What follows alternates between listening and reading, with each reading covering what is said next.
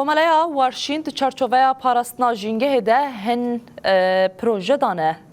dest pêkirin ji wan projan jî çandina daran e. Wê komele bêtirî 305 darî li bajarê Qamişlo biçîne, îro jî komeleyê dar li Bexçeyê Arî çandin.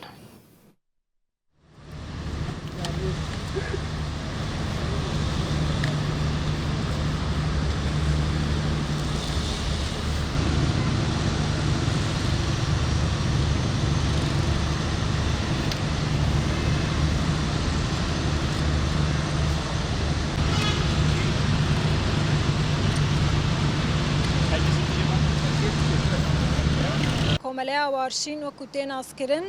kar dike ser parastina jîngehê di deverê de çi proja çê dike her timî beşekî mezin dide alî çandina dara di vê proja me de jî me wek bê taybet kir beşek jê ji bo çandinê vê carê zêdetirî 305 dar wê bên çandin di herêmê de